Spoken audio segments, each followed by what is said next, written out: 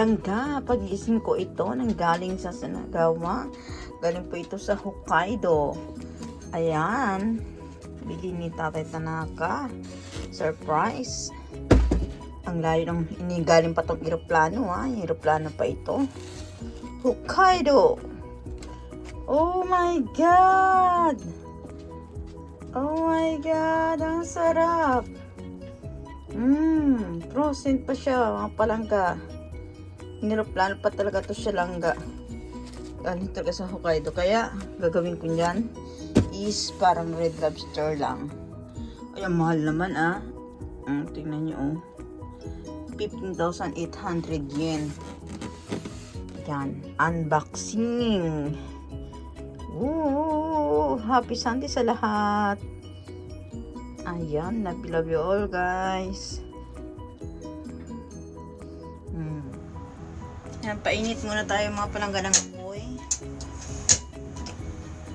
May alimasag tayo, king crab tayo dito na galing Hokkaido.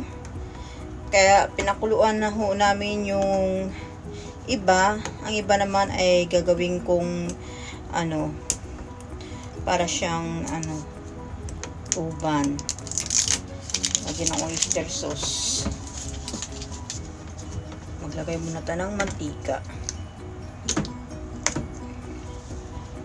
Kaunting mantika lang.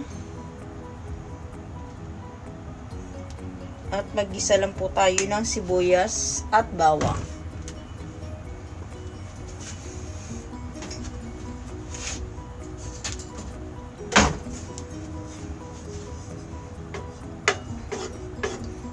I think mainit na ho yan. Hindi ko na ho inano yung ginat-gayat ang aking bawang. Dinurog ko lang po yan.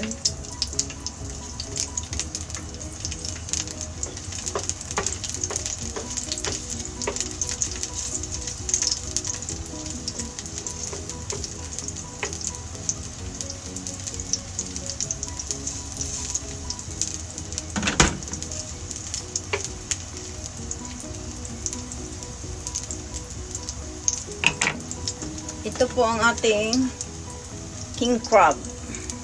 Galing Hokkaido po ito. Ang dami po. Ay, mukbang na naman tayo nito mga palangga. Happy Sunday pala sa ating lahat. Ayan.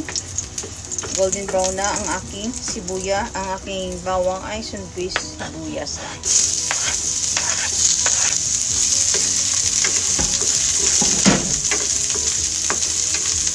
Madali lang naman maglagay nito Parang inanahaw lang siya ng sweet and sour.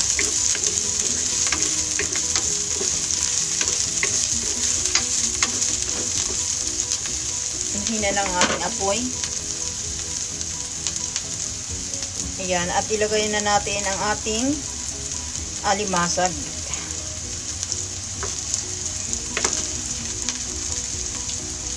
Yun o.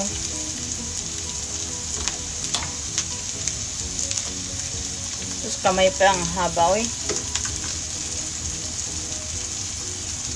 Pero putulin ko.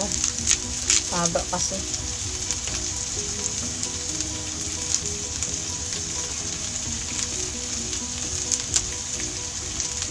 Imagine, just imagine, galing Hokkaido, ineroplano pa siya talaga. Papuntang Saitama. Okay, at mag-add na ako ng kaunting tubig lang. Wala ako ng tubig.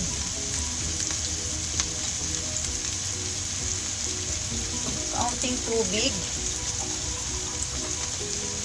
Mga ganito lang. Kalahati. Wala pa sa kalahati. 1/4.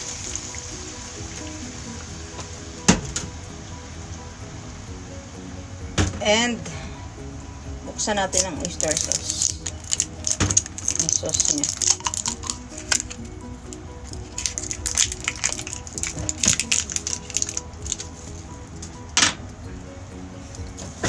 And lagyan na natin siya. But siguro dagdagan pa natin kasi ang dami naman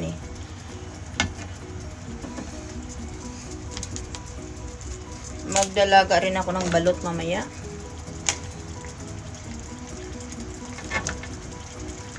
Nako, chibuga na naman ito. Ayan. Yun. Mag-add na ako ng sauce.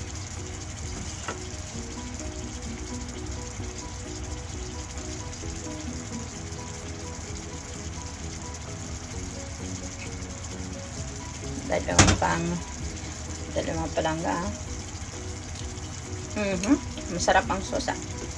Sauce pa lang. Add natin siya sa kumukulong tubig.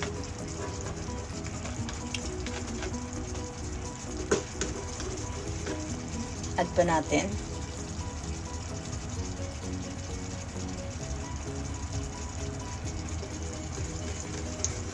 Hanggang sa lumapot lang siya mga palangga. At kakapit yan sa ating crab. King crab. Yan.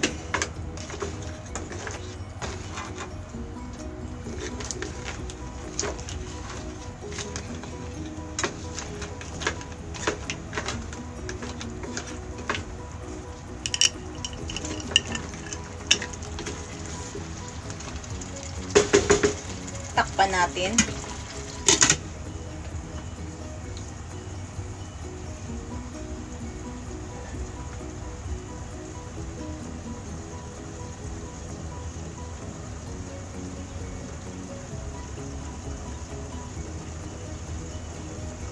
And balik ta rin. Gamit tayo ng stick na pambaliktad para mag-suot yung ano niya. Dito lang kasi ang may sauce, oh. Hindi naman pwedeng ganun.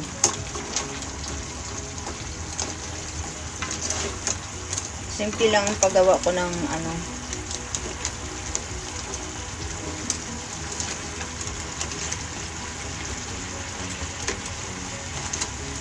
Kasi pinakuluan na natin to siya, guys, eh.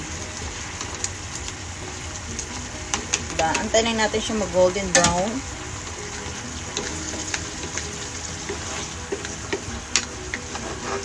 And pwede tayo dito mag-add ng sugar. Wala akong brown sugar. White sugar, pwede na. Para lumapot.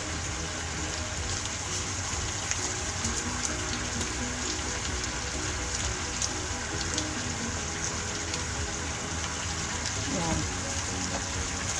Wala kayong brown sugar. Pero maigi dapat dito is brown sugar, no? Kaso lang wala tayong brown sugar. Kaya yun ang ating inano, white sugar.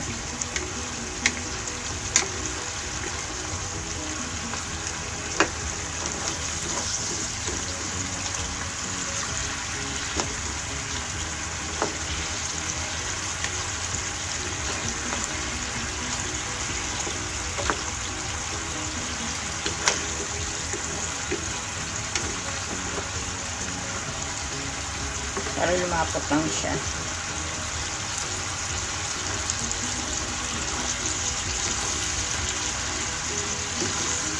Kitang-kita nyo guys, nag-golden brown na siya. Ganyan lang kasimple.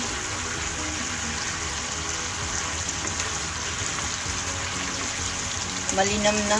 Kasi sip-sip natin ang laman ng ating king crab. At ito, syempre, may naiwan pa tayong pinakuluan lang. Kaya, may dalawa tayong option dito.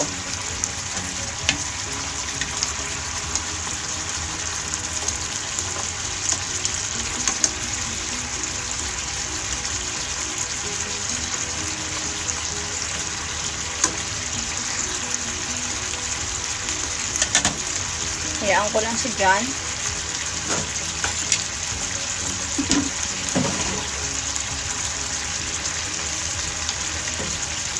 Ito na yung gagamitin ko para pambaliktad-baliktad na.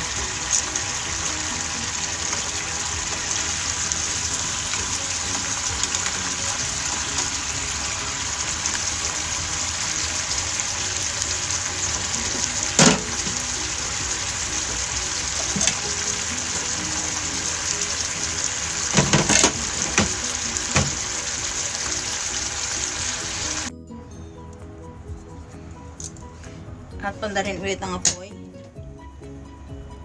Kasi pinahinga natin siya. Ayan. At syempre guys, inano ko yun, kinarak ko yung yung galamay. Ang laki oh. Kinarak ko na para sa loob pasok yung sauce niya.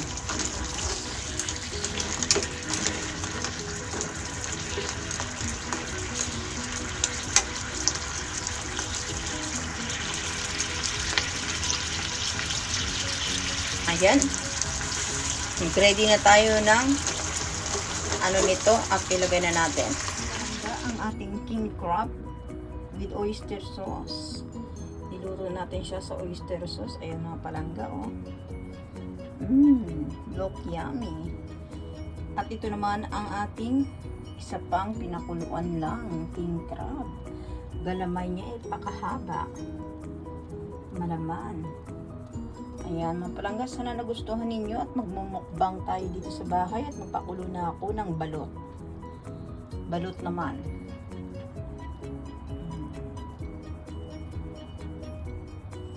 Ayan, sana nagustuhan ninyo palangga. Ayan, please don't forget to like and hit the bell button below para ma-notify kayo sa mga bagong upload ko. And subscribe na rin po sa aking channel, Jody Tanaka po. Maraming salamat po sa inyo kahit saan sulok man kayo ng mundo. God bless you all guys, and I love you all, and God bless. Ayan na po ang ating naluto na king crab at ito ang kanyang sabaw. You know,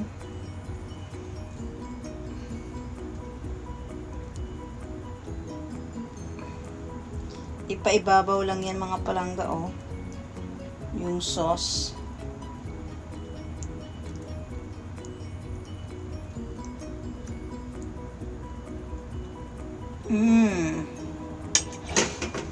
O diba? Walang may nasayang.